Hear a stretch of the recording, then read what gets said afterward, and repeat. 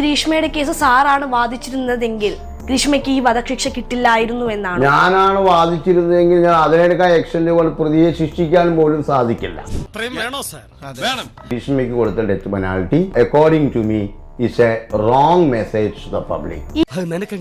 സാറിന്റെ കുടുംബത്തിലാണ് ഇങ്ങനെ ഒന്ന് സംഭവിച്ചിരുന്നെങ്കിൽ, എന്റെ കുടുംബം ഇത് സംഭവിച്ചതിന് ശേഷം അഡ്വക്കേറ്റ് ആളൂർ ഈ ഭാഗത്തേക്ക് കടന്നു പോകരുത് എന്ന് പറയും.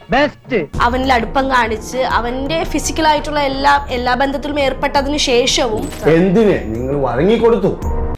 ആഞ്ജനേയ സ്വാമി ആണെങ്കിൽ പൈസ കിട്ടിയ എത്ര തരം താഴ്ന്ന കേസും ഏറ്റെടുക്കാൻ സാർ റെഡിയാവും. തീർച്ചയായിട്ടും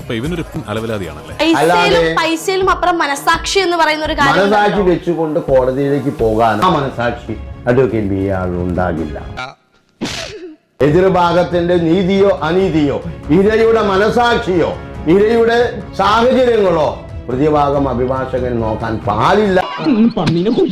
ആരെങ്കിലും ഈ കുറ്റം ചെയ്താൽ അവർ വക്കീലിനെ ഒന്നും വെക്കാതെ എനിക്ക് തൂക്കുകയർ തരൂ, എനിക്ക് 5 കിലോ തൂക്കുകയർ തരൂ എന്ന് പറയണമെന്നാണോ? മുകളിലിരിക്കുന്ന ദൈവം തമ്പുരാനെ ബോധ്യപ്പെടണം കുറ്റവാളിയാണെന്ന്, അപ്പോഴേ പ്രതിയാകുന്നുള്ളൂ. ദൈവം തമ്പുരാൻ താഴെ ഇറങ്ങി വന്ന് പറയത്തൊന്നുമില്ലല്ലോ. ഏറ്റവും സാക്ഷി എന്നുള്ള ഒരു കാര്യം കൊണ്ടാണ് ഈ ജഡ്ജിമാരെ വിധി പറയുന്നത്. സബ്സ്ക്രൈബ് ചെയ്യാമോ?